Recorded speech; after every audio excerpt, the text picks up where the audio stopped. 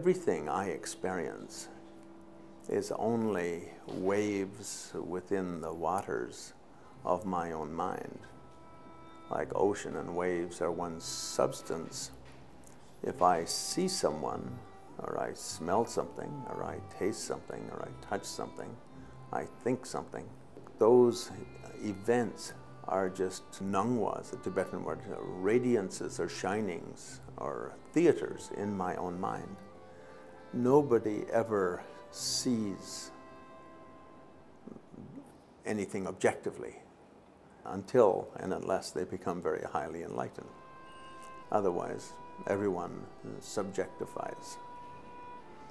And subjectifying, they only see something of themselves or what they want to see in that object, in that person, in that event, in that situation.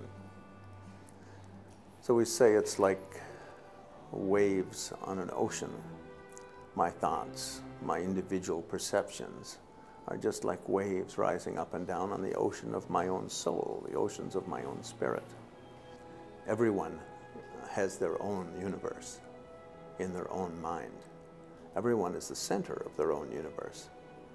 Nobody really knows that anything exists outside their own body. We dream of a dog attacking us, and we're completely convinced that dog is there.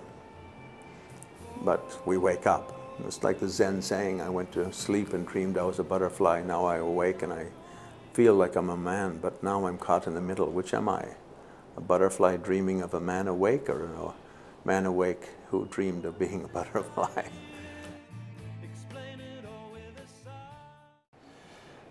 Breathe in with joy, breathe out with joy, breathe in with joy, breathe out with joy. In the Enlightenment tradition, we say a mind of joy is the source of every good work. The less joy that is present, the less chance that what we're doing has any hope of benefiting self or others.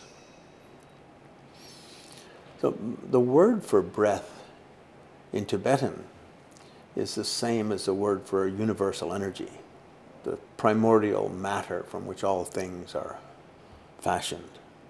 The breath in Buddhism is a little bit like a window. It's a window to infinity, a window to eternity. You know, in the Christian world, for instance, we say God breathes life into a person. Now, you could take that the other way. Look, in a Christian language, look at your breath and you can see God. And the sense is like that. We breathe in the whole universe. We breathe out the whole universe. The Tantric Buddhist world thinks that this body of ours is already the body of a God, a body of a Buddha. And our spirit has the essential Buddha light in it already. Breathe in with joy. Breathe out with joy. Breathe in with joy. Now, Buddhism doesn't think of reincarnation as linear, one-on-one. Only when we have a very strong sense of I do we come back necessarily as one. Then later, when we get higher sense of infinity, we can come back as 100, then 1,000, then 10,000. For instance, when the second Dalai Lama died and they looked for the reincarnation, they asked the Nechung oracle.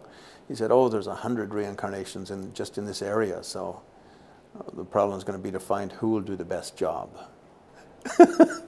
See, I'm very un-Western about reincarnation, because in the West, usually people like to be reincarnations of Cleopatra or Napoleon, these tragic figures who died fairly miserable deaths. There's kind of a tragic idea of reincarnation in the West, I think. But in Buddhism, we like to celebrate. We like to think, oh, I'm probably... When people ask me why I've done so many books on the Dalai Lamas, I usually say, I think I'm a reincarnation of a flea that was on the ass of the yak of the seventh Dalai Lama. Now, whether it is so great to be human or not, who knows? But one thing is certain, the more positive we feel about something, the more chance we will succeed at it.